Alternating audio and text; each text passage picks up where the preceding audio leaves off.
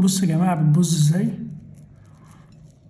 قطعه براونيز محشيه بندق، بس ايه حدوته. طبعا للبراونيز هحتاج شوكليت، فانا النهارده هستعمل نصه وهاخد اكسترا بندق. يلا بينا. على النار احط حمام بخار كده واسيح الزبده في بوله، هكسر فيها 4 بيضات. اول واحده، ثالثه، وادي الرابعه. كيسين فانيليا، واحط كوبايه سكر. احنا ممكن نقسمها نص بني ونص عادي، ولو مش موجود نخليها بسكر ابيض عادي. اضرب بقى لحد ما يكون كريمي كده. استعين بقى بالكهرباء. نفسه هستعمل شوكولاته اكسترا بندق، وعايز اقول لكم ان دي الاوريجينال.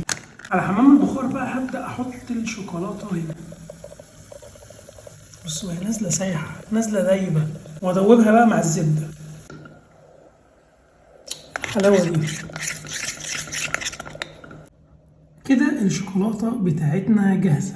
عايز اوريكم قوام الشوكولاته، منتج مصري 100%. البيض والسكر اللي احنا حاطينه على بعض هو كريمي كده. هنزل واحده واحده على الشوكولاته، واحده واحده وانا بقلبها. ليه بقى؟ عشان الشوكولاته سخنه هي والزبده. هاخد كوبايه دقيق بقى هنخلها هنا. انا كنت عايز احط كاكاو برضه، بس لقيت الشوكولاته بتاعتنا مركزه، فقلت احط كاكاو ليه؟ الشوكولاته زي الفل. هنخل الدقيق، قلب بقى الحلويات دي كلها مع بعض.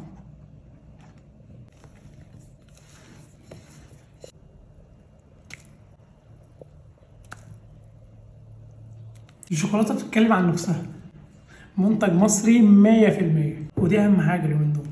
طبعا انتوا عارفين ان المطبخ بتاعنا والاكله بتاعتنا ومحدش له حاجه عندنا.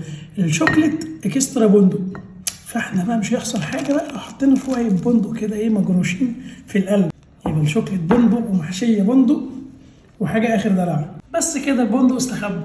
الصينيه اللي هتخش الفرن هنديها ايه رشه زيت خفيفه كده. ايوه، نجيب بقى ورق الزبده ده،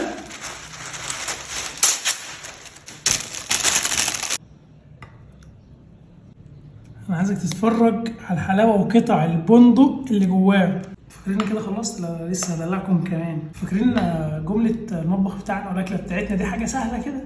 لا لا لا مش سهله.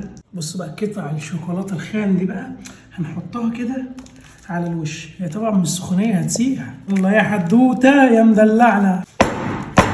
اديله بقى خبطتين كده عشان ايه نتاكد ان كل حاجه نزلت بتاعته. هدخلها الفرن حوالي تلت ساعه على 180.